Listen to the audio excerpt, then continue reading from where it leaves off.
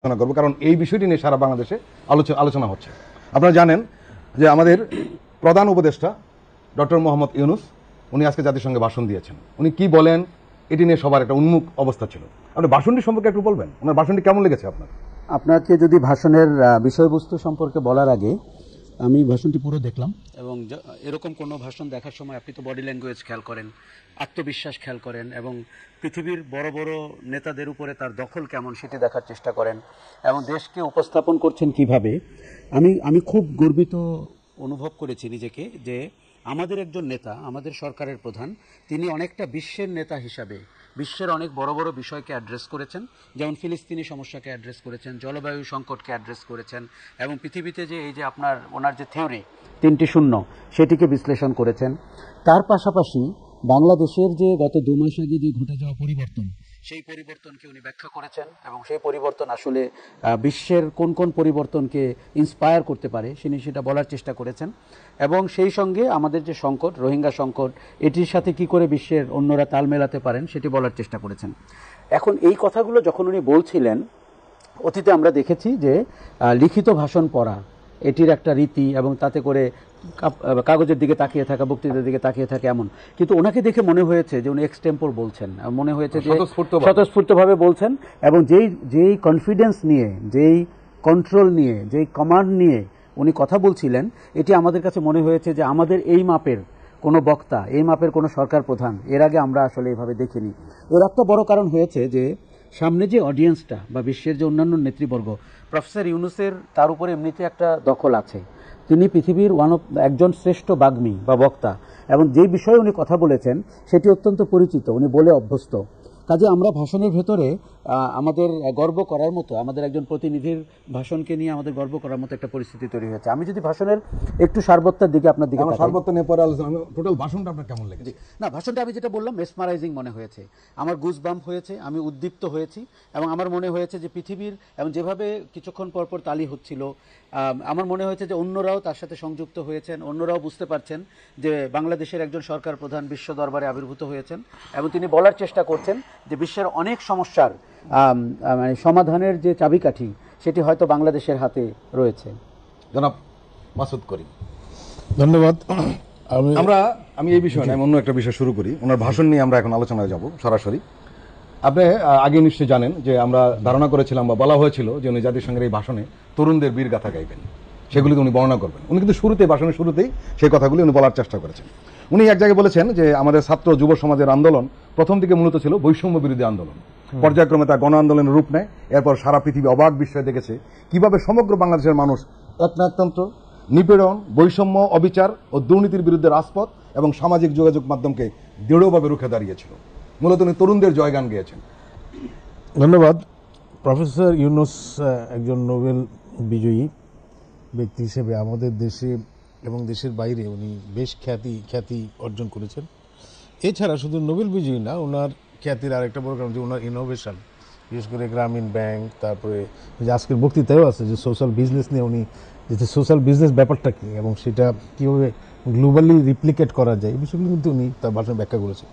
তো এখানে তার এই উপস্থিতিটা জাতিসংঘের সাধারণ পরিষদ, আমি বলছিলাম যে তরুণদের ব্যাপারে ওনার এই উপস্থিতিটার প্রতি মানুষের একটা, সারা দুনিয়ার মানুষের একটা আকর্ষণ ছিল, যে কয়েকটা কারণে আকর্ষণ ছিল। একটা হলো যে এত বড় একটা রাজনৈতিক পট পরিবর্তন, অভ্যুত্থান, স্টুডেন্ট লিড এবং সাধারণ মানুষের নেতৃত্বে এটা হয়েছে। এটা আসলে ফার্স্ট হ্যান্ড মানুষ তার কাছ থেকে শুনতে চাচ্ছিল যে ব্যাপারটা কী ঘটেছে, যেটা পত্রিকায় দেখেছে বা অন্যান্যভাবে তারা শুনেছেন, সেটা ঠিক সবার আগে ওনার সরাসরি শুনতে। উনি এই জায়গাটার এখানকার আন্দোলনের ক্যারেক্টারটা সম্বন্ধে উনি একেবারে ছবির মতো করে তুলে ধরেছেন, যে জিনিসটা এভরিবডি কুড আন্ডারস্ট্যান্ড যে এই রকম একটা আন্দোলন হয়েছে। এটা মুভমেন্টটা মানুষের অ্যাসপিরেশনকে ধারণ করেছে বলেই সাধারণ তরুণরা যেটা শুরু করেছে, এটার সাথে সব বয়সী মানুষের পরে সম্পৃক্ত হয়েছে। এবং এটার যে লক্ষ্য, এটার যে আত্মত্যাগ, এটার যে মহিমা, সেটার সাথে উনি আবার গ্লোবাল অডিয়েন্সকে সম্পৃক্ত করেছেন। কারণ এটা কিন্তু আমাদের একটা ডোমেস্টিক অডিয়েন্স, এই যে এখানে উনি বক্তব্য রাখছেন সেটা কিন্তু বিশ্ব নেতৃবৃন্দ এখানে আছে, বিশ্বের সাধারণ মানুষ আছে। এখন যদি শুধু আমার দেশের উন্নতি অগ্রগতি এইসব বলতে থাকি তাহলে অনেক সময় মানুষের কাছে বোরিং লাগতে পারে। কিন্তু উনি জিনিসটাকে বোঝাচ্ছেন যে এটা একটা বৈশ্বিক মানুষের অ্যাসপাইরেশন, যে এখানে একটা অধিকারের প্রশ্ন আছে, আপনি যেগুলি বললেন এরকম চমৎকার ভাষা করে বাংলা ভাষায় উনি বলেছেন, নিশ্চয়ই এটা ইংলিশেও এরকম অনুবাদ করা হয়েছে। তো এই জিনিসগুলির মাধ্যমে উনি আমাদের যে আন্দোলন, সেই আন্দোলনটাকে উনি যেমন তুলে ধরেছেন, পরবর্তী সময়ে উনি অবশ্য বৈশ্বিক বিভিন্ন ইভেন্টের ব্যাপার, বর্তমান পরিস্থিতি নিয়েও উনি আলোকপাত করেছেন। কিন্তু আমি যেটা বলতে চাচ্ছি যে প্রফেসর ইউনূস হলেন এই যে শেখ হাসিনা সরকারের পতনের পরে আমাদের দেশে, আমার দৃষ্টিতে একমাত্র বিকল্প। কারণ হলো যে বিশ্বের কাছে তাকে দেখানো যাচ্ছে, কারণ তাকে তার গ্রহণযোগ্যতা সর্বব্যাপী। আর দ্বিতীয় হলো যে আমাদের অভ্যন্তরীণ যে সংকটগুলি সৃষ্টি হয়েছিল সেইটা দূর করার জন্য যে বৈশ্বিক হেল্পটা দরকার, ধরেন ইকোনমি বা ব্যাংক বা অন্যান্য যে একটা শূন্য দশা, সেই দশার থেকে উত্তরণের জন্য যে বাইরের হেল্পটা দরকার, সেই জায়গায় কিন্তু প্রফেসর ইউনূস, যেমন এই যে পাচারের কথাগুলো উনি বলছেন, পাচারের টাকা ফিরিয়ে আনা অত সোজা না, কারণ ওইসব দেশে কিন্তু এটা একটা জাতীয় স্বার্থ যেখানে গেছে টাকাটা, এবং সেটা কিছুটা ইউনূসের কারণে ফিরিয়ে আনা সম্ভব হইতে পারে আমার একটা ধারণা। যেমন ধরেন সংযুক্ত আরব আমিরাত থেকে শ্রমিকদেরকে ফিরিয়ে আনা, এই ধরনের জেলের রায় দেওয়ার পরে ফিরিয়ে আনা সম্ভব না, এটা হয়তো ওনার ভাবমূর্তির কারণেই রিকোয়েস্ট করা সম্ভব হয়েছে। তা আমি যেটা বলতে চাচ্ছি যে প্রফেসর ইউনূস হইলেন একমাত্র বিকল্প, যেখানে এই মুহূর্তে আমাদের দেশের যে ক্রাইসিসটা ওভারকাম করার জন্য he is the best one. Ashraf Kasab, আমরা ওই ওনার কথা রেশ ধরেই বলবো, সেটি হলো যে উনি তরুণদের নিয়ে খুব আবেগঘন কিছু কথা বলেছেন। উনি বলেছেন যে আমাদের জনগণ একটি ন্যায্য এবং অন্তর্ভুক্তিমূলক ও কার্যকর গণতন্ত্রের জন্য লড়াই করেছে, আর যার জন্য আমাদের নতুন প্রজন্ম জীবন উৎসর্গ করেছিল। উনি আরো বলেছেন যে তরুণরা যে প্রজ্ঞা সাহস দেখিয়েছে সেটা দেশের মানুষ অভিভূত হয়েছে। উনি আরো বলেছেন যে অবৈধ রাষ্ট্র ক্ষমতার বিরুদ্ধে প্রবলভাবে সোচ্চার হয়েছিল আমাদের তরুণীরা, স্কুল পড়ুয়া কিশোরীরা নিঃসঙ্গ চিত্তে উৎসর্গ করেছিল তাদের জীবন। শত শত মানুষ চিরতরে হারিয়েছে তাদের দৃষ্টিশক্তি। উনি আসলে খুব অল্প কথায় টোটাল চিত্রটা তুলে ধরেছেন এবং তরুণদের জয়গান গেয়েছেন। উনি তরুণ যুবাদের জয়গান গেয়েছেন এবং আমাদের যে আন্দোলন, আমাদের যে গণ অভ্যুত্থান, আমাদের যে ফ্যাসিজমের বিরুদ্ধে আন্দোলন, সেটি উনি বিশ্ববাসীর মনোযোগ আকর্ষণ করেছেন, এমন করে বলেছেন। দেখুন, এর আগে আমরা আমাদের নেতৃবর্গকে দেখেছি অনেকটা মনে হয়েছে আমাদের উদ্দেশ্যে বক্তৃতা দিচ্ছিলেন, কেননা আমাদের নিজস্ব বিষয় তো পৃথিবীর দৃষ্টি আকর্ষণ করে না। কিন্তু প্রফেসর ইউনূসের যেই গুণটা আমরা দেখলাম সেটা হচ্ছে বাংলাদেশের পরিবর্তন, বাংলাদেশের তরুণ যুবাদের ভূমিকা। উনি কতটা সৃজনশীলতার সাথে, কতটা এনগেজিং ওয়েতে উনি বক্তৃতা করেছেন, যাতে করে গ্লোবাল অডিয়েন্স ফিল করতে শুরু করেছে এই গল্প আসলে পৃথিবীর, এই গল্প শুধু বাংলাদেশের না। এই গল্প দেখে মনে হয়েছে যে পৃথিবীর যে কোনো প্রান্তের তরুণের মনে আজকে যে আকাঙ্ক্ষা, প্রতিবাদের যে স্ফুরণ, সেটি বাংলাদেশ জ্বালিয়েছে। এই যে একজন বাংলাদেশি নেতা বিশ্বের এতগুলো দেশের কাছে তারুণ্যের জয়গান গাইলেন, আমার ধারণা সবগুলো কন্টিনেন্টেই এই জয়গানের একটা অনুরণন হয়েছে তার বক্তৃতার পরে। এবং উনি যেমন করে বলছিলেন, যেমন দেখুন, উনি বলছিলেন যে আমরা চাইনি যে তারা চাকরি প্রার্থী হন, আমরা চাই তারা উদ্যোক্তা হন। এই যে বিশ্বের কাছে এই কথাগুলো উনি কিন্তু আজ প্রথম বলছেন তা না, উনি কয়েক দশক ধরে একই কথা বলছেন। উনি কিন্তু আপনার সামাজিক ব্যবসার গল্প বলেছেন। উনি কিন্তু এও বলেছেন যে পৃথিবীতে এখন যে সংকট রয়েছে, সেই সংকটের, অর্থনৈতিক সংকটের একটা বড় সমাধান হতে পারে সামাজিক ব্যবসা, যেটা কিন্তু বাংলাদেশে উনি করে দেখিয়েছেন। এবং পৃথিবীর অনেক বড় বড় কোম্পানির সাথে এই সামাজিক ব্যবসা কিন্তু সফলভাবে চলছে পৃথিবীব্যাপী। এই যে একটা দেশের পরিবর্তনের সাথে তরুণ যুবাদের আন্দোলন, তাদের মনের আকাঙ্ক্ষা, এই যে অধিকার, তার বক্তৃতা শুনতে শুনতে আমার মনে হয়েছে বাংলাদেশের তরুণদের অধিকারের আন্দোলন আসলে পৃথিবীর তরুণদের অধিকারের আন্দোলনের অংশ। তার বক্তৃতা শুনে আমার মনে হয়েছে যে আমরা যে সুশাসন বা সম অধিকারের জন্য আন্দোলন করেছি, এটি আসলে বিশ্বেরই দাবি। এই যে আপনার বিষয়কে বিশ্বের বিষয় বানিয়ে ফেলা, সেটির একটা জাদুকরী ক্ষমতা কিন্তু প্রফেসর ইউনূসের আছে। এবং এটি আপনি দেখেন, আমাদের রোহিঙ্গাদের নিয়ে আমরা তো অনেক দিন ধরে সমস্যায় আছি, কিন্তু উনি প্রথমেই বলেছেন যে জাতিসংঘ কি একটি সংলাপের আয়োজন করতে পারে। এই কাজটি হলে কিন্তু আপনি তখন বুঝে যাবেন যে আপনার পৃথিবীর অন্যান্য দেশ কি করে সহযোগিতা করতে পারে। উনি তার কথায়, বক্তৃতায় মানবিক হয়েছেন। উনি তার বক্তৃতায় আপনি দেখেন অনেক প্রোগ্রেসিভ হয়েছেন, প্রগতিশীলতার কথা বলেছেন। উনি তার বক্তৃতায় সাহস জুগিয়েছেন এবং উনি তার বক্তৃতায় কিন্তু আগামীর স্বপ্ন দেখিয়েছেন। এই জায়গাটিতে আমি বলবো যে এর চেয়ে সুন্দর করে বাংলাদেশের পরিবর্তন, জুলাই গণ অভ্যুত্থানকে উপস্থাপন করার আর কোনো ব্যক্তি অথবা আর কোনো ফোরাম কিন্তু আমাদের বিকল্প ছিল না। মাসুদ করিম, প্রফেসর ইউনূসকে আসলে সবাই জানে একটা স্বপ্নবাজ মানুষ। উনি আসলে কি করতে চাচ্ছেন খুব সংক্ষিপ্তভাবে উনি একটা কথা বলেছেন। উনি বলেছেন যে আমরা মানুষের মৌলিক অধিকারকে সমুন্নত এবং এটাকে রক্ষা করার জন্য অঙ্গীকারবদ্ধ। উনি বলেছেন যে আমাদের দেশের মানুষ যাতে মুক্তভাবে কথা বলতে পারে, ভয় যাতে এখানে কাজ না করে, উনি বলেছেন যে তাদের পছন্দের মতো মানুষকে যাতে ভোট দিয়ে নির্বাচিত করতে পারে, এই যে সরল করে বলে, উনি বলেছেন বিচার বিভাগের স্বাধীনতা সংরক্ষণ করবে এবং গণমাধ্যমের স্বাধীনতার কথাও উনি স্পষ্ট করে বলেছেন। উনি বলেছেন যে এই সরকার মানে অন্তর্বর্তীকালীন সরকার এই বিষয়গুলির ব্যাপারে প্রতিজ্ঞাবদ্ধ। আপনি লক্ষ্য করেছেন নিশ্চয়ই যে খুব অল্প কথায় কথাগুলো বলেছেন। এই বিষয়ে আপনি কি বলবেন? আমি বলবো যে আমাদের দেশের যে বদনামটা পশ্চিমা দুনিয়ায় ছিল, বিশেষ করে মার্কিন যুক্তরাষ্ট্রের সাথে আমাদের সম্পর্ক তো রীতিমতো টানাপোড়েন ছিল দীর্ঘদিন।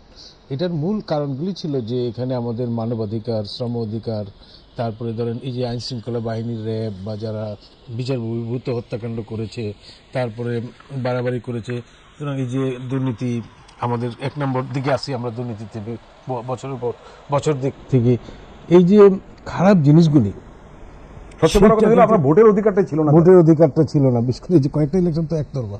তো আমি যেটা বলতে চাচ্ছি যে এই খারাপ জিনিসগুলি কিন্তু সবাই অনুধাবন করছে, কিন্তু এটা থেকে মুক্তি মিলতেছিল না।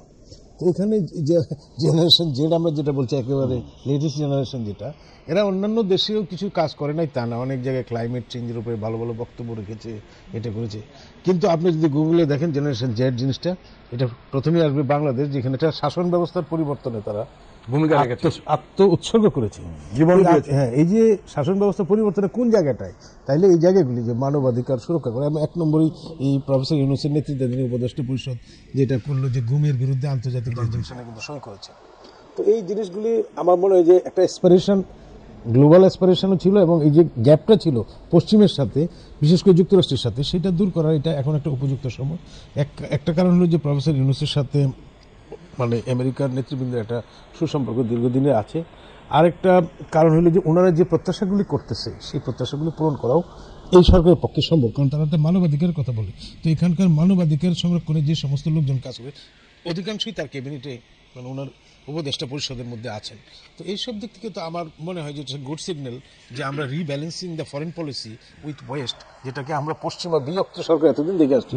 আমার মনে হয় যে পশ্চিমারা এখানে আমাদের সাথে যুক্ত হবে, যুক্ত হওয়ার ফলে আমাদের যে ক্রাইসিসগুলি আছে সেগুলি আমরা দূর করতে সহজ হবে। আশরাফ কাছের কাছে আবার আসবো। উনি যে কথাগুলো বলছিলেন যে গুম খুনের যে বিষয়গুলো, আপনি জানেন যে দায়িত্বভার গ্রহণের 2 সপ্তাহের মধ্যেই গুম প্রতিরোধে যেটা উনি বলছিলেন আন্তর্জাতিক কনভেনশন রয়েছে তাতে যোগদান করেছে। উনি একটা কথা বলেছেন যেটা খুব একদম ক্লিয়ার, যে মানুষের আস্থা ও আত্মবিশ্বাস ফিরিয়ে আনতে এবং নির্মম অতীত যেন ফিরে না আসে, সেই জন্য আমরা সুনির্দিষ্ট খাতে অগ্রাধিকার এবং সংস্কারকে অগ্রাধিকার দিচ্ছি। উনি কিন্তু নির্মম অতীত ইতিহাস যাতে ফিরে না আসতে হবে কথাটা বলেছেন। ওনারা এই প্রসঙ্গে নির্বাচন ব্যবস্থা, সংবিধান বিচার ব্যবস্থা, এগুলিতে সংস্কারের কথা বলেছেন, খুব স্পষ্ট করে উল্লেখ করেছেন। এবং আমি মনে করি যে দেখুন, উনি দেশের বাস্তবতাকেই বিশ্বের দরবারে তুলে ধরেছেন। আপনি যদি সংবিধানের সংস্কার না করেন, আপনি যদি নির্বাচনের পরিবেশের সংস্কার না করেন, আপনি যদি দেশের প্রশাসনিক সংস্কার না করেন, পুলিশের সংস্কার না করেন, আপনি তো একটি নির্বাচন দিতে পারবেন না, এবং যেন তেন একটি নির্বাচন বাংলাদেশ কিন্তু গ্রহণ করবে না। কাজেই উনি যেটি বলেছেন যে আমাদেরকে তো আমাদের যে পড়ে যাওয়া ট্রেনটি, সেটিকে তো ট্র্যাকে তুলতে হবে, তারপরে চালিয়ে গিয়ে আপনি নির্বাচনী স্টেশনে গিয়ে থামবেন। কাজেই এই জায়গাটিতে আমার ধারণা যেই ফোরামে উনি বক্তৃতা করেছেন সেইটি একদমই রাইট ফোরাম, এবং তারা কিন্তু আপনার সুশাসন, গণতন্ত্র, মানবাধিকার নিয়েই প্রশ্নটি করেন, এবং এই প্রশ্নেই কিন্তু গত সরকারের সাথে তাদের বিরোধ তৈরি হয়েছিল, দূরত্ব তৈরি হয়েছিল, যে কারণে আমরা রাশিয়া, চায়না এবং ইন্ডিয়ান ব্লকে চলে গেলাম, মার্কিন যুক্তরাজ্য অন্যান্য ওয়েস্টার্ন ব্লককে বাদ দিয়ে। একদম এটি কিন্তু বাংলাদেশ রাষ্ট্রের অনেক বড় ক্ষতি হয়েছে, কেননা আপনি আপনার কুশাসনকে জাস্টিফাই করতে আপনি সুশাসনের জন্য যারা চাপ দেয় তাদেরকে আপনি বিযুক্ত করে ফেললেন, এবং তাদের সাথে এক ধরনের বৈরিতা শুরু করলেন। আপনাকে মনে রাখতে হবে যে আমাদের রপ্তানি বাজার কোথায়? আমাদের রপ্তানি বাজার মার্কিন যুক্তরাষ্ট্র, ইউরোপে। কাজে আপনি যদি দেশের ভালো চাইতেন, আপনি তো এরকম পলিসি করতেন না। আপনার কোনো দরকার ছিল না ভোটাধিকারকে গুম করে ফেলা অথবা নির্বাচনকে প্রশ্নবিদ্ধ করে ফেলা। বিগত সরকারটি এই অদ্ভুত সব কাণ্ড কারখানা করতে গিয়ে বাংলাদেশ রাষ্ট্রের ভবিষ্যৎকে কিন্তু অন্ধকারে ফেলে দিয়েছিল। প্রফেসর ইউনূস ওটিই বলতে চেষ্টা করেছেন যাতে করে অতীতের কদর্যময় শাসন ব্যবস্থাটা বা অতীতের নির্মম শাসন, এখানে আপনাকে সংস্কারের একটি সঠিক ধাপে গিয়েই নির্বাচনে ডাক দিতে হবে এবং নির্বাচিত প্রতিনিধির হাতে ক্ষমতা দিতে হবে। কিন্তু বাংলাদেশের জনগণ গণ অভ্যুত্থানটি করেছে রাষ্ট্রের মেরামতের জন্য। এই জায়গাটিকে উনি বারবার পুনরায় উল্লেখ করছেন, যাতে পশ্চিমা বিশ্ব বুঝতে পারে যে কোনো কারণে যদি সময়কালটি একটু লম্বাও হয়, সেটি যে একটা ভালো উদ্দেশ্যে এবং সেটি যে একটা দরকারি কাজে বা দরকারি কারণে, এই জায়গাটি কিন্তু উনি পরিষ্কার করেছেন। আমার মনে হয় কোনো ভুল বোঝাবুঝির অবকাশ নেই। কাজেই বিশ্ব দরবারে উনি বাংলাদেশের মুখকে এমনভাবে উজ্জ্বল করছেন, আমি আপনাকে নিশ্চিত বলতে পারি আপনি যদি কিউরিসিটির ইন্ডেক্সে তাকান, তার এই বক্তৃতার আগে বা তার এই মার্কিন যুক্তরাষ্ট্র সফরের আগে বাংলাদেশের প্রতি মানুষের কৌতূহল কি ছিল বিশ্বের, আর আজকে কৌতূহল কতটা আপনি কিউরিসিটি ইন্ডেক্সে দেখতে পাবেন, সেটি হায়ার ধাপে উঠে গেছে। বাংলাদেশ রাষ্ট্রের মর্যাদা আমরা যেটি বলে থাকি, আজকের এই বক্তৃতার ভেতর দিয়ে এবং তার গত কয়েকদিনের সাক্ষাৎগুলো, মিটিংগুলো, এর ভেতর দিয়ে বাংলাদেশ রাষ্ট্র কিন্তু একটা নতুন উচ্চতায় উঠেছে, যেখানে একজন শিক্ষিত মানুষ, ভদ্র মানুষ, বিশ্বে নোবেল পাওয়া একজন মানুষ, আবার মজার ঘটনা হচ্ছে উনি শান্তিতে নোবেল পাওয়া মানুষ, উনি কিন্তু আজকে বিশ্বের শান্তির জন্য ডাক দিয়েছেন। উনি প্যালেস্টাইন, ইসরায়েলের যেখানে মানবতা বিরোধী অপরাধ হচ্ছে ইসরায়েল দ্বারা, উনি রাশিয়া এবং ইউক্রেনের যুদ্ধের কথা বলেছেন। আমরা সেই বিষয়ে আসবো, এবং সেই জায়গাটিতে উনি, আপনি খেয়াল করেন যে বাংলাদেশের মতো একটা রাষ্ট্রের সরকার প্রধান বিশ্বেরকে ডাক দিচ্ছেন এবং সলিউশন দিচ্ছেন, শুধু ডাক না, উনি দ্বিজাতি তত্ত্বের কথা বলছেন যে যেখানে আপনার শান্তি নিহিত, যেটি করলে আপনি শান্তি কায়েম করতে পারবেন। আমার মনে হয় নেতৃত্বের দিক থেকেও বাংলাদেশ অনেক ধাপ এগিয়ে গেল আজকের ঘটনায়। উনি আন্তর্জাতিক প্রসঙ্গে কিছুটা নিয়েছেন। উনি আসলে 3টি দেশের বিষয়ে স্পষ্ট করে বলেছেন, একটি হলো ফিলিস্তিন, একটা হলো ইউক্রেন এবং আরেকটা হলো মিয়ানমার। এটার সাথে আমাদের সরাসরি সংযুক্তি রয়েছে। উনি কিন্তু একটা কথা বলেছেন যেটা বারবার আলোচনায় এসেছিল আগে, সেটি কিরকম? সেটি হলো অতীতের স্বৈরাচার সরকার এই রোহিঙ্গা সমস্যার সমাধান লক্ষ্যে তারা একটা কাজ করবে, দ্বিপাক্ষিক আলোচনার দিকে খালি ঝুঁকেছিল। উনি কিন্তু বলেছিলেন আন্তর্জাতিক পর্যায়ে নিয়ে গেলে সেটার সমাধানটা দ্রুত আসতে পারে, কিন্তু তারা সেই বিষয়টা এড়িয়ে গিয়েছে।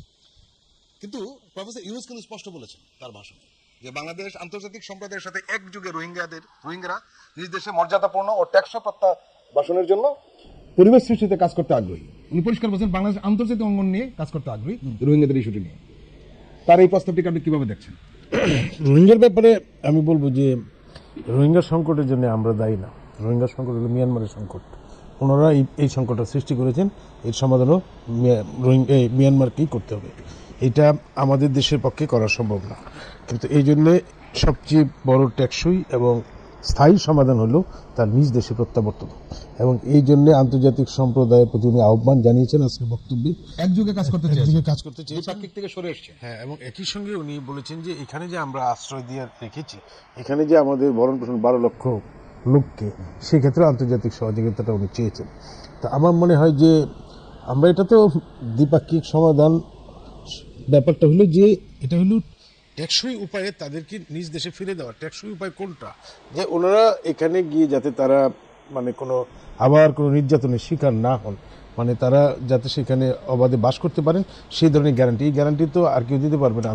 আমি আরো একটু স্পষ্ট করে বলি, সেটা হলো রোহিঙ্গা সংকটটা কি সমাধান, দীর্ঘদিন ধরে একটা স্থবির অবস্থা রয়েছে। আপনি কি মনে করেন এর মধ্যে নতুন কোনো বিষয় যোগ হবে যে সমাধান উদ্যোগটা আমরা লক্ষ্য করব? এটা তো পরিস্থিতিটা অত্যন্ত জটিল। আপনাদের মিয়ানমারের ভিতরে একটা গৃহযুদ্ধ চলছে, সেখানে ওখানকার কোনো অথরিটির সাথে কথা বলার কোনো স্কোপ একদমই নাই। এখন জিনিসটা হলো যে এটা তো আন্তর্জাতিক অঙ্গনে উনি বলেছেন, কিন্তু মোস্টলি এটা রিজনাল অ্যাক্টর যারা, বিশেষ করে ইস্ট এশিয়ান অ্যাক্টর যাদের হাতে মিয়ানমারের স্টেক আছে, বিশেষ করে চায়না বা ইন্ডিয়া বা আসিয়ান, তাদের স্টেকটা খুব বেশি আছে। আবার এখন ওইখানকার পরিস্থিতিটাও খুব জটিল আছে। তো এর মধ্যে আমি মনে করি যে এই ব্যাপারে, কারণ এখানে যারা যুদ্ধ করতেছে, আরাকান আর্মি এই অঞ্চলে, পুরো বর্ডার জুড়ে তো ওনাদের যুদ্ধ চলতেছে। এখন কোনোখানে নিয়ন্ত্রণ হারাচ্ছে, কোনোখানে পুনঃগ্রহণ করছে, তো এটা কমপ্লেক্স সিচুয়েশন। কিন্তু আমরা যেটা বলতে চাচ্ছি, এখন আমরা কি সেন্টারের সাথে কথা বলবো না গ্রুপগুলির সাথে কথা বলবো, এটা বিরাট জটিল পরিস্থিতি। কিন্তু আমার যেটা বক্তব্য সেটা হলো যে এরকম পরিস্থিতি ওদের এখানে থাকবেই, কিন্তু আমার মনে হয় যে আন্তর্জাতিক সম্প্রদায় এর মধ্যেও কিছু না কিছু কাজ করতে পারে। হয়তো মাসুদ করিম বলছিলেন যে আন্তর্জাতিক বিষয়গুলো সম্পৃক্ত হওয়ার একটা সম্ভাবনা তৈরি হয়েছে। আপনি লক্ষ্য করেছেন এর আগে আমরা এই অনুষ্ঠানে আলোচনা করেছিলাম যে ডক্টর ইউনূস কিন্তু তাকে পরামর্শ দেওয়া ছিল আসিয়ানের সঙ্গে যোগাযোগ করার জন্য। যুক্তরাষ্ট্র পরামর্শ দিয়েছিলেন যে আসিয়ানের সাথে যোগাযোগ করলে এই বিষয়টা কার্যকরী হতে পারে, যেহেতু মিয়ানমার আসিয়ানের সদস্য। আপনার কি আমি যে প্রশ্নটা ওনাকে করেছিলাম সেই প্রশ্নটি আপনাকে করতে চাই, সেটি হলো এই বিষয়টা একটু সম্ভবত আমার মনে হচ্ছে এটা আন্তর্জাতিক রূপ নিতে যাচ্ছে দ্বিপাক্ষিক থেকে সরে এসে। আমি বলি যে আমার কাছে মনে হয়েছে যে নতুন দ্বার খুলে যাচ্ছে। দেখুন, যথেষ্ট স্টেলমেট সিচুয়েশন তৈরি হয়েছিল, স্থবিরতা তৈরি হয়েছিল। আমরা সবাই অবগত যে 7 বছর আগে যখন রোহিঙ্গারা আসছিল, তখন কিন্তু কেন্দ্রীয় সরকারের ক্ষমতা একক ক্ষমতা ছিল মিয়ানমারে। আজকে পরিস্থিতি কিন্তু তা না। আজকে কিন্তু সব সীমান্তেই আপনার বিচ্ছিন্নতাবাদীরা কোনো না কোনোভাবে সীমান্ত অঞ্চল দখল করেছে এবং সরকারি বাহিনীর সাথে যুদ্ধ করছে। এখন আমি বলি যে আপনি যদি আসিয়ানের সাথে সম্পর্কের ডাক যখন দিল ডক্টর মোহাম্মদ ইউনূস, আপনার এই অনুষ্ঠানে আমরা কথা বলেছিলাম, আমার কাছে মনে হচ্ছে ভীষণ কৌশলগত ডাক। শুধুমাত্র মিয়ানমার সমস্যার সমাধানের জন্য না, এটি একটি ভারতের বাইরে গিয়ে এই পরামর্শটা কিন্তু দিয়েছিলেন ডক্টর ইউনূসকে আমেরিকা। হ্যাঁ, এখন আপনি যখন ইস্ট এশিয়ার সাথে সম্পর্ক করেন, মিয়ানমার যার সদস্য, তখন আপনি একটা আপার হ্যান্ড পাবেন, অথবা ওই ফোরামে আপনি মিয়ানমারকে পাবেন, নাহলে তো অন্য কোনো ফোরামে পাচ্ছেন না। কাজেই আজকে ডক্টর মোহাম্মদ ইউনূস যখন মিয়ানমার সমস্যার আন্তর্জাতিক সমাধানের পথ বাতলে দিয়েছেন, তাতে করে আমার মনে হচ্ছে যে খুব শীঘ্রই আমরা একটা নতুন জায়গায় উপনীত হতে পারবো, যেখানে এটি দ্বিপাক্ষিক থাকবে না, এটি আঞ্চলিক থাকবে না, এটি একটি আন্তর্জাতিক ফোরামের বিষয় হয়ে যাবে মিয়ানমার সমস্যাটিকে কিভাবে সমাধান করা যায়। শুধুমাত্র আমাদের রোহিঙ্গা কিন্তু টেনশনটা না, মিয়ানমারের অখণ্ডতা, মিয়ানমারে অনেকগুলো বড় দেশের ইন্টারেস্ট রয়েছে, বিশেষ করে ব্যবসায়িক ইন্টারেস্ট। কাজে মিয়ানমারের ভবিষ্যৎ কি, এই রোহিঙ্গা প্রত্যাবাসনের ভেতর দিয়ে কিন্তু এই ডাকেরও একটা শুরু হতে পারে। এবং আমার ধারণা ডক্টর মোহাম্মদ ইউনূসের এই কৌশলী অবস্থান, তা এটিকে কিন্তু সমাধানের দিকে নিয়ে গেলে, আপনি কি বুঝতে পারছেন যে বাংলাদেশের একজন মানে নেতা, তার ডাকে এটি একটি সমাধানের দিকে যদি যায়, যেটি সম্ভাবনা আমি দেখছি, তাহলে কিন্তু এটা একটা দারুণ ঘটনা ঘটবে বাংলাদেশের নেতৃত্বের দিকে। আমরা সেই আশাবাদী থাকি যে ওনার দ্বারা নিশ্চয়ই নতুন কিছু হবে। আশরাফ কাসেম, একটি বিষয় আপনি লক্ষ্য করেছেন যে ফিলিস্তিনি নিয়ে উনি যে বক্তব্য রেখেছেন, অনেকে ধারণা করেছে যে এই সরকার কিছুটা আমেরিকাপন্থী। হ্যাঁ, এই বিষয়ে যেহেতু আমেরিকা ইসরায়েলকে সাপোর্ট করে, কাজে ফিলিস্তিনি ব্যাপারে উনি কি বলবেন, কিন্তু উনি খুব অল্প কথার মধ্যে সব কথা বলে ফেলেছেন। উনি বলছে গণহত্যা থামছে না, উনি বলছেন যে এটা শুধু আরব কিংবা মুসলমানদের জন্য উদ্বেগজনক বিষয় নয়, এটি গোটা মানব জাতির জন্য উদ্বেগের। উনি বলেছেন যে প্রত্যেকটা মানুষ হিসাবে প্রত্যেকটা ফিলিস্তিনির জীবন মূল্যবান। উনি আরো বলেছেন যে সেখানে মানবতা বিরোধী অপরাধ হচ্ছে, এবং শিশুদের সঙ্গে যে প্রতিনিয়ত যে নিষ্ঠুরতা বিশ্ব দেখছে, তা থেকে নিস্তারের জন্য বাংলাদেশ অনতিবিলম্বে সম্পূর্ণ যুদ্ধবিরতির আহ্বান জানাচ্ছে। উনি আরেকটা কথা বলেছেন, সেটা হলো যে এটা সমাধান কি। উনি শুধু সমস্যাগুলি তুলে ধরেন নাই, উনি সমাধানের কথা বলেছেন। উনি বলেছেন যে দ্বিরাষ্ট্রভিত্তিক সমাধানই এই বিষয়টা আসতে পারে, এর বাইরে কোনো সমাধান নেই। এইটি আমার মনে হয়েছে তার আজকের ভাষণে অত্যন্ত উল্লেখযোগ্য একটি অংশ, এবং আমার ওই ভাষণটি আমি সরাসরি শুনছিলাম, দেখছিলাম। এই সময়টিতে তাকে আমার মনে হয়েছে উনি আবেগপ্রবণ হয়েছেন। উনি শুধুমাত্র বলার জন্য বলছিলেন না, উনি মিন করার জন্য বলছিলেন। এখন মার্কিন যুক্তরাষ্ট্রে দাঁড়িয়ে, জাতিসংঘে দাঁড়িয়ে, এবং আপনি জানেন প্রফেসর ইউনূসের বন্ধুরা কিন্তু আমেরিকান নীতি নির্ধারক সবাই, বিল ক্লিন্টন থেকে শুরু করে আজকে ব্লিংকেন পর্যন্ত অথবা বাইডেন পর্যন্ত, তাদের সাহচর্যে থেকে তাদের সাথে মেলামেশা করে, মিটিং করে পরে দাঁড়িয়ে এই বক্তৃতা দেওয়া কিন্তু আমার কাছে বেশ কঠিন মনে হয়েছে। কেননা মার্কিন যুক্তরাষ্ট্রে আমাদের মতো সাধারণ মানুষ যখন বেড়াতে যাই, তখন অনুভব করি ওখানে আপনি মুসলিম হিসাবে অথবা প্যালেস্টাইনের উপরে মানবতা বিরোধী অপরাধ চললেও আপনি একটু টোন ডাউন হয়ে থাকেন, আপনি একটু মাথা নিচু করে থাকেন, গলার স্বর নিচু করে থাকেন। ওনাকে আমরা দেখলাম যে এমন উচ্চকিত হয়েছেন, এমন ইমোশনাল হয়েছেন, এবং মনে হয়েছে যে তার এই প্রতিবাদের ভাষা সেটা যেন প্রতিটি প্রান্তে পৌঁছে যায়। উনি তেমনটি করে বলেছেন। ফিলিস্তিনি সমস্যাকে মানবতা বিরোধী অপরাধ বলা এবং গণহত্যা চালাচ্ছে ইসরায়েল, এই কথাগুলো বলা, এবং তারপরে মানে দুটি রাষ্ট্রের যে সমাধান, যেটি নিয়ে মূল সমস্যাটি, সেটিকে একেবারে একমাত্র সমাধান হিসাবে বলা, এবং অনতিবিলম্বে যুদ্ধ বন্ধ করা, গণহত্যা বন্ধ করার ডাক দেওয়া, এটি আমার মনে হয়েছে যে এটি বাংলাদেশের একজন নেতা, বাংলাদেশের একজন সরকার প্রধানের বক্তব্য মনে হয়নি। আমার আজকে অনেকবার মনে হয়েছে যে উনি বিশ্বের একজন নেতা, এবং তাকে কিন্তু আপনি দেখেছেন যে এই মর্যাদাতেই অন্যরা গ্রহণ করেছে। তিনি এর আগে অনেকবার নিশ্চয়ই ওই দেশে গেছেন, কখনো ওই দেশের সর্বোচ্চ বেসামরিক মেডেল নিতে গেছেন, কখনো নোবেল বিজয়ী হিসাবে গেছেন। আজকে কিন্তু উনি আমাদেরকে প্রতিনিধিত্ব করতে গেছেন, বাংলাদেশ সরকারকে প্রতিনিধিত্ব করতে গেছেন। কাজে তার প্রতিটি বক্তব্য কিন্তু মনে রাখতে হবে বাংলাদেশের বক্তব্য, বাংলাদেশের জনগণের মন্তব্য, এবং আমাদের আশা আকাঙ্ক্ষার প্রতীক উনি। সেই জায়গাটিতে ফিলিস্তিনি ইস্যুতে সাম্প্রতিককালে আমরা অনেক আরব দেশকে, মুসলিম দেশকে কৌশলী হতে দেখি, ঘুরিয়ে পেঁচিয়ে কথা বলতে দেখি, ধরি মাছ নাছুই পানি হতে দেখি। সেইখানে প্রফেসর ইউনূস যেই কথাগুলো বলেছেন, এটি আমার মনে হচ্ছে যে এক বাক্যে স্বীকার করার সুযোগ রয়েছে যে এরকম স্পষ্টবাদী ফিলিস্তিনির পক্ষে অবস্থান ফিলিস্তিনিদেরকে আরও চাঙ্গা করবে, এবং এই যে মানবতা বিরোধীর ভিকটিম যারা, তাদেরকে আরেকটু বেঁচে থাকার আশা যোগাবে।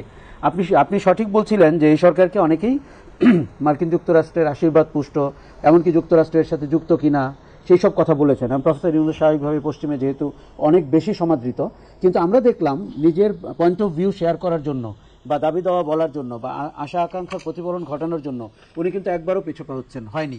এই জায়গায় শুধু আমি আরেকটা কথা বলি, 1971 সালের মুক্তিযুদ্ধ নিয়ে অনেকেই বারবার বলে থাকেন যে প্রফেসর ইউনূস 71 সাল নিয়ে কম কথা বলেন, মুক্তিযুদ্ধ নিয়ে কম কথা বলেন। আজকে কিন্তু উনি শুরুই করেছেন এটি দিয়ে যে 1971 সালের মূল ধারা বা আমাদের মূল চেতনাকে আমাদের এই 2024-এ ছাত্র জনতা নতুন করে প্রকাশ করেছে। এর চেয়ে সুন্দর করে আপনি কি করে মুক্তিযুদ্ধকে সামনে আনতে পারেন? আমার কাছে দারুণ মনে হয়েছে ঘটনাটি। মাসুদ করিম, আপনি নিশ্চয়ই বক্তৃতা শুনেছেন, দেখেছেন, এবং আমরা যখন আসছিলাম বিটিভিতে তখন এই বিষয়ে নিয়ে আমরা কথা বলছিলেন যে এত স্পষ্ট করে বলা। উনি কিন্তু 3টা যুদ্ধের ব্যাপারে আমি শুরুতে বলেছিলাম, উনি ইউক্রেন নিয়েও কথা বলেছেন এবং উনি স্পষ্ট বলেছেন যে ইউক্রেনের সমাধান করতেই হবে এবং এর একটাই উপায়, সেটা হলো সংলাপে বসা। এবং কারণ উনি বলেছেন যে ইউরোপ সব অনেক ধরনের ক্ষতি হচ্ছে, প্রাণ যাচ্ছে। উনি বাংলাদেশের প্রসঙ্গ নিয়ে আসছেন যে এই যুদ্ধের প্রভাব সর্বব্যাপী, এমনকি বাংলাদেশের অর্থনীতিতেও এর প্রভাব অনুভূত হচ্ছে। ধন্যবাদ। উনি গ্লোবাল ইস্যুকে ভালোভাবেই টাচ করেছেন, বিশ্ব ব্যবস্থায় যেভাবে স্পষ্ট করে, কারণ বিশ্ব ব্যবস্থায় যে উত্তাল পাতাল চলছে সেই ব্যাপারগুলি, বিশ্ব প্যালেস্টাইনের কথাটা তো আশরাফ কাছে ভাই খুব সুন্দরভাবে উল্লেখ করলেন। আমি যেটা বলবো যে গাজায় যে গণহত্যার কথাটা উনি বলেছেন, এবং এটা কিন্তু আমরা তো রাষ্ট্র হিসেবে অত সামরিক শক্তিশালীও না, অর্থনৈতিক শক্তিশালীও না, আমরা মুসলমান রাষ্ট্র হিসেবে মুসলমান ভাইদের সঙ্গে থাকি, সেই হিসেবে বলি। কিন্তু উনি বলছেন যে এটা কিন্তু মুসলিম ইস্যু না, এটা একটা মানবতার ইস্যু।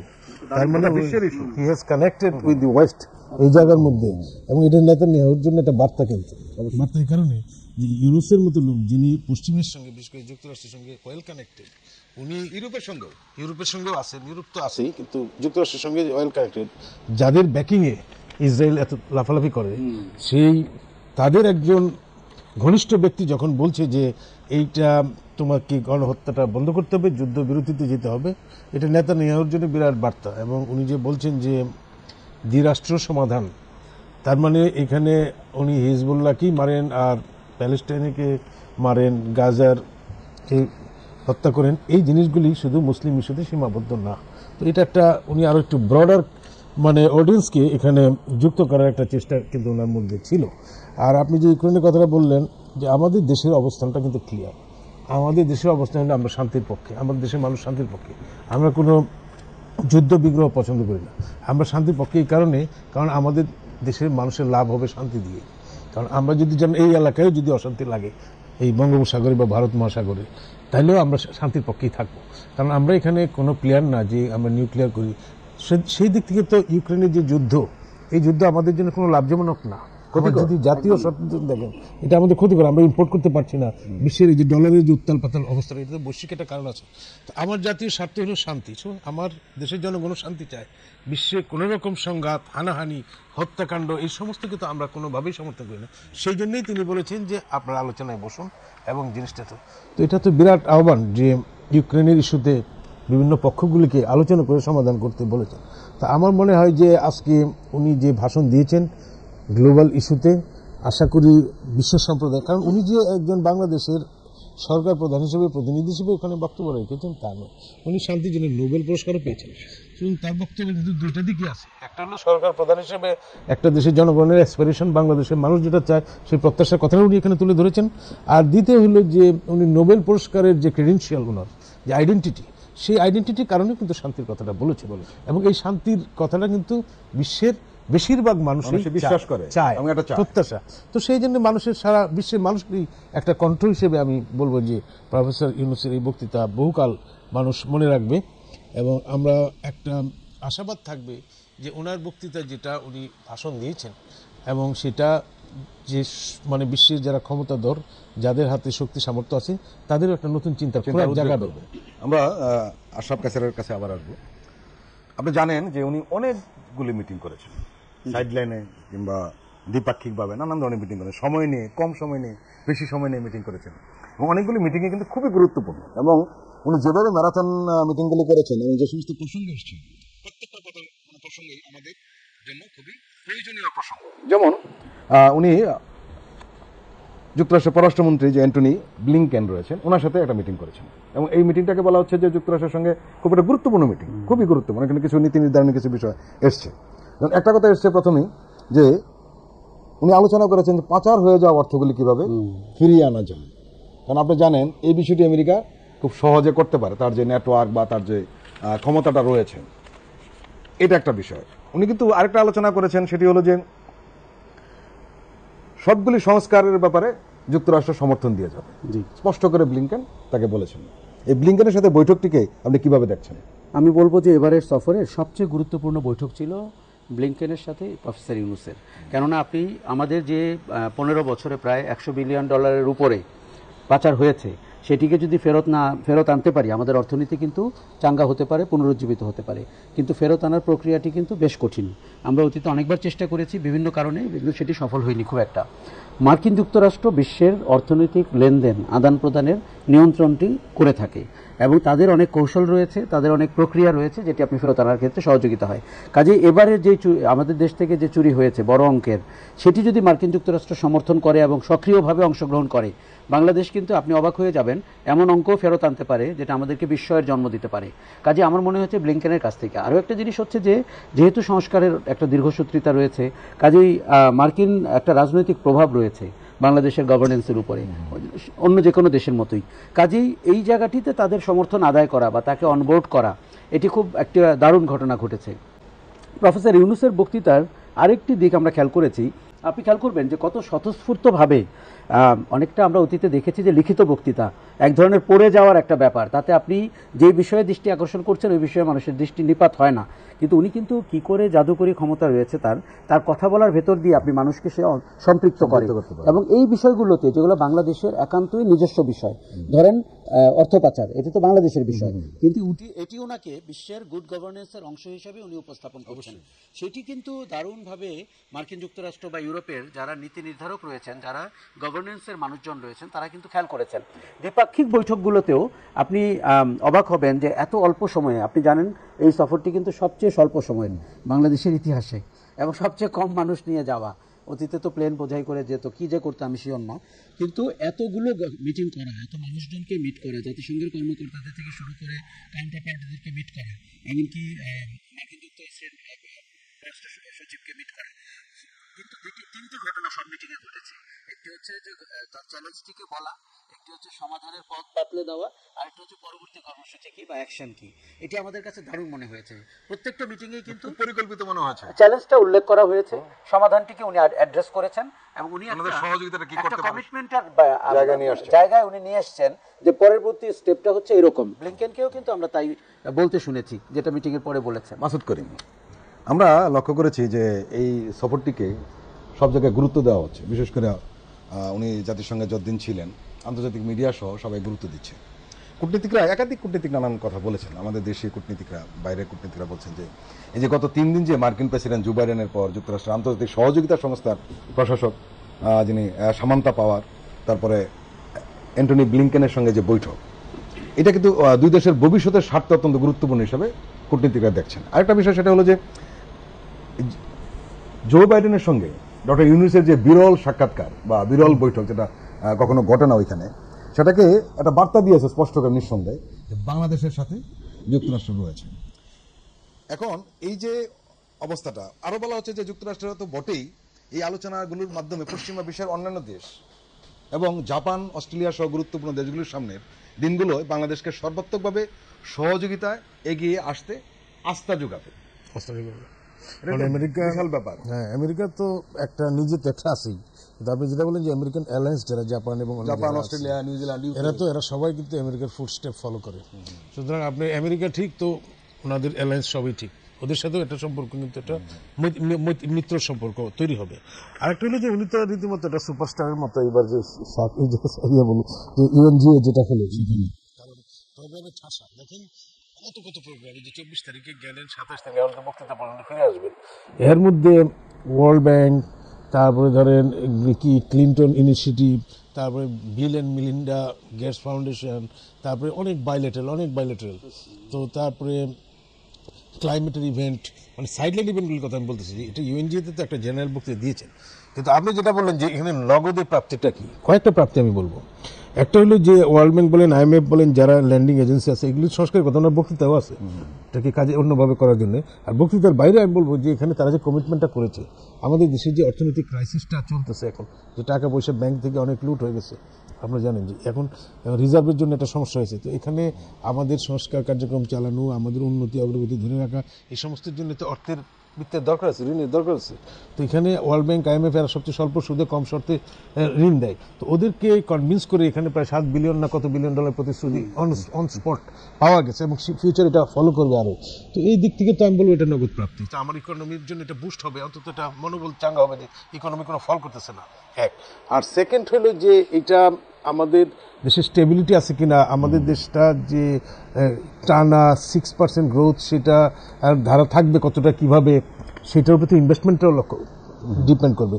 তো দেখা যাচ্ছে যে ওনার এই উপস্থিতিকে মানুষ ভালোভাবে নেওয়ার কারণে ইন ফিউচার ডোমেস্টিক এবং ইন্টারন্যাশনাল ইনভেস্টমেন্টও আমরা এক্সপেক্ট করি, যেখান থেকে আমাদের কর্মসংস্থান সৃষ্টি হতে পারে। এই প্রসঙ্গে আপনাকে আরেকটা প্রশ্ন করতে চাই। আপনি জানেন যে US বাংলাদেশ বিজনেস কাউন্সিল একটা রাউন্ড টেবিল হয়েছে, নিউ ইয়র্কে রাউন্ড টেবিল হয়েছে। সেখানে কিন্তু প্রফেসর ইউনুস পরিষ্কার বলেছেন যে কয়েক মাসের মধ্যে বাংলাদেশ ব্যবসা খাত ঘুরে দাঁড়াবে।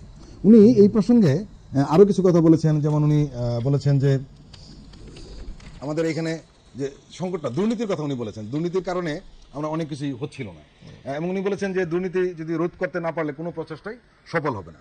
উনি একটু আশাবাদ ব্যক্ত করেছেন যে প্রায় 1 মাসের মধ্যে আমরা রাজস্ব ঘাটতি অনেক কমে এনেছি, ডলারের রিজার্ভ বাড়িয়েছি, হ্যাঁ, যেটার জন্য খুব তারপরে টাকা ছাপানো বন্ধ করে দিয়েছি, এর কারণে একটা যে মুদ্রাস্ফীতিটা সেখানেও হ্রাস টানা হয়েছে। উনি কিন্তু চিত্রটা তুলে ধরেছেন যা ছিল এবং যতটুকু এখন স্থিতিশীল হয়েছে। এই বিষয়টাকে আপনি কিভাবে দেখছেন? আমি বলবো যে আমাদের দেশের পরিস্থিতিটা যে ক্রমাগত অর্থনৈতিক পরিস্থিতিটাই নাজুক হচ্ছিল, সেখান থেকে উত্তরণটাই আমার জন্য বড় চ্যালেঞ্জ ছিল এই মুহূর্তে, অ্যাট দিস স্টেজ, মানে যখন এই সরকারটা গ্রহণ করার আগ পর্যন্ত। তো ওই ক্ষেত্রে যে ধরনের পদক্ষেপ নেওয়া দরকার, সেই পদক্ষেপগুলি উপরে নির্ভর করে কিন্তু ভবিষ্যৎ ব্যবসায়ীরা এই দেশে বিনিয়োগ করবে, কর্মসংস্থানের সৃষ্টি হবে, আভ্যন্তরীণ ব্যবসায়ীরাও বিনিয়োগ করবে। সেই পদক্ষেপগুলি উনি ব্যাখ্যা করেছেন। এবং আমি যেটা বলবো যে উনি যে বললেন যে এটা সবাই বলে যে দুর্নীতি যদি কমানো যায় তাহলে 1 থেকে 2% গ্রোথ বেড়ে যাবে, এমনি যাবে। কিন্তু এটা তো আপনি বললেন অঙ্কের হিসাবে, আর ভাবমূর্তির কারণে যে আরো বাড়বে সেটা কি হবে, যে আমার দেশে দুর্নীতি হয় না সেটার কারণে তো আরো যোগ হবে। তারপরে ধরেন আমাদের দেশে যে অস্টারিটি মেজার, যে আমাদের দেশে কি করেন যে বৈদেশিক মুদ্রাটা আসে কোথা থেকে, যারা রেমিটেন্স পাঠান বাইরের থেকে, আমাদের দেশের কর্মীরা বা আমাদের দেশের নাগরিক যারা বিদেশে আছেন, তো ওনাদেরকে যে একটা মর্যাদা দেওয়ার কথা ওনার সাধারণ পরিষদের বক্তৃতাও আছে, ব্যাপকভাবে উনি উল্লেখ করেছেন যে এই আন্দোলনে তারা বাইরের থেকেও অংশগ্রহণ করেছেন। হ্যাঁ, তো সেই সব দিক থেকে তো আমি মনে করি যে কমপ্লিট প্যাকেজ বক্তৃতা এবং কমপ্লিট বায়োলেটারাল ইভেন্টফুল, এইটা কিন্তু আমাদের দেশের এই যে একটা পরিস্থিতিটা যে উন্নতি ঘটেছে এবং আমরা যে একটা স্টেবল কান্ট্রি হতে যাচ্ছি, এবং আমরা যে এই যেমন রেসিলিয়েন্সের কথা বলছি, যে ক্লাইমেট চেঞ্জে আমরা যে কী ধরনের সমস্যাগুলিতে পড়ছি, এবং এখানে যে ক্লাইমেটের যে ফান্ডের দরকার আছে বিশ্বব্যাপী ফান্ডে, যেমন ধরেন এই যে লস অ্যান্ড ড্যামেজ ফান্ডের কথা উনি বলেছেন, এখানে আমাদের লোকসানটাকে কীভাবে কারণ যায়, ক্লাইমেট অ্যাকশনের ব্যাপারে কথাগুলি বলেছেন। আমার তো মনে হয় যে এই পুরো বিষয়গুলি আমাদের ভাবমূর্তিকে যেমন উন্নতি করেছে, আমাদের মানে জাতি হিসেবে আমাদেরকে মানে অন্যান্য দেশের কাছে ব্যাপারটা হয়েছে উনি নিজে তো অর্থনীতিবিদ, এই বিষয়ে উনি এত বেশি স্পষ্ট জানেন। উনি কিন্তু কোনো কিছু লুকাননি বাংলাদেশ সম্পর্কে। উনি বাংলাদেশের লেকিং গুলি বলেছেন, কেন লেকিং হয়েছে সেটিও বলেছেন, এর সমাধান কি সেটিও বলেছেন, এবং ওনাদের উদ্যোগটার কথা বলেছেন। আমরা একটা অন্য প্রসঙ্গে আসবো। আশরাফ কায়সার, যে আপনি একটা সংক্ষিপ্ত বলবেন, জাস্ট একটা বিষয় নিয়ে আলোচনা হচ্ছে অনেকদিন ধরে, সেটা হলো যে মানবতা বিরোধী যে অপরাধের প্রসঙ্গে আন্তর্জাতিক পর্যায়ে কি ধরনের বিচার হতে পারে। আপনি জানেন যে আন্তর্জাতিক অপরাধ আদালতের প্রধান কৌশলী নিউ ইয়র্কে প্রধান উপদেষ্টা প্রফেসর ইউনুসের সঙ্গে কথা বলেছেন, দেখা করেছেন। উনি কিন্তু এটা বলেছেন জুলাই আগস্টে যে গণহত্যাটা হয়েছে সেই বিষয়ে এই আন্তর্জাতিক অপরাধ আদালতে কিন্তু অভিযোগ দায়ের করতে পারে বাংলাদেশ। এবং এই কথাটি কিন্তু আমরা জুলাই আগস্ট থেকেই বলে আসছি যে যে গণহত্যাটি হয়েছে সেটি আপনি ধরেন আন্তর্জাতিক অপরাধ ট্রাইব্যুনালে বাংলাদেশে বিচার করলেন, কিন্তু সরকারটির একটি ভালো দিক আমরা দেখছি যে জাতিসংঘকে যুক্ত করে ফেলছে। সেটি জাতিসংঘের একটি তদন্ত দল ঢাকায় রয়েছে এবং জাতিসংঘের কাছ থেকে তারা অন্যান্য টেকনিক্যাল সুবিধা পাওয়ার চেষ্টা করছে। এবং আন্তর্জাতিক আদালতে আইসিসিতে যদি আপনি এই গণহত্যার অভিযোগটি দায়ের করেন, আইসিসির একটি দায়িত্ব পড়ে যায় যে তাদের নিজস্ব দায়িত্বে এসে এখানে তদন্ত করবে, এবং সেটি কিন্তু বিশ্বের কাছে অনেক বেশি গ্রহণযোগ্য হবে গণহত্যার দলিল বা স্বীকৃতি হিসাবে। আমার মনে হয় যারা জীবন দিয়েছে, আমরা যারা যেই 18 থেকে 20,000 মানুষ এখনও আহত হয়ে আছে, তাদের উপরে জাস্টিস করা হবে যদি আন্তর্জাতিক আদালত বা আইসিসি থেকে তদন্ত দল এসে ঢাকায় তদন্ত করে বিশ্বের দরবারের জন্য একটি রিপোর্ট দেয়। দেখুন, শেখ হাসিনার পতন বা এই ফ্যাসিবাদী শাসনের পতন কিন্তু বাংলাদেশের বিষয় না, শুধু এই বিষয়টি বিশ্বের বিষয়। কারণ কেন একটা শাসক বা কিভাবে আস্তে আস্তে স্বৈরাচারী, টোটালিটেরিয়ান এবং ফ্যাসিবাদী হয়ে ওঠে, তার পথগুলো কি, সেটি কিন্তু বিশ্বের আরও অন্তত অনেক দেশের উপলব্ধি করার বিষয় আছে, অনুধাবন করার, এবং সেটি যেন তাদের দেশে না ঘটে তার আগে প্রিএমটিভ মেজার নেওয়ার একটা ব্যাপার রয়েছে। দেখুন, বিশ্ব যখন, আমরা তো আমাদেরকে একঘরে করে ফেলেছিলাম যে আমাদেরকে কেউ দেখছে না, আমরাই শুধু আমাদেরকে দেখছি, ব্যাপারটি তো তা না। বিশ্ব আমাদেরকে পর্যবেক্ষণ করছিল, অবলোকন করছিল। কাজে তাদের একটি দায়িত্ব রয়েছে যে এই বিষয়টিকে বিশ্বের দরবারে সুন্দর করে উপস্থাপন করার। আমার কাছে এই মিটিংটিকে খুব গুরুত্বপূর্ণ মনে হয়েছে, কেননা আমরা যেহেতু বাংলাদেশে, আপনি জানেন, বিচার প্রক্রিয়া সবসময় প্রশ্নবিদ্ধ। আপনি তদন্ত করার আগেই অভিযুক্ত নাম বলে দেয় সরকার প্রধান, এরকম একটি কালচারে ছিল। সেখান থেকে আপনি যদি ভিন্ন কালচারে চলে আসতে পারবেন। সাংবাদিক মাসুদ করিম এবং রাজনৈতিক বিশ্লেষক আশরাফ কায়সার, আপনাদের দুজনকে ধন্যবাদ আজকে আমাদের সময় দেওয়ার জন্য। ধন্যবাদ। প্রিয় দর্শক, আজকের অনুষ্ঠান আমরা এখানেই শেষ করব। আপনারা ভালো থাকুন, সুস্থ থাকুন, বাংলাদেশ টেলিভিশনের সঙ্গে থাকুন। আল্লাহ হাফেজ।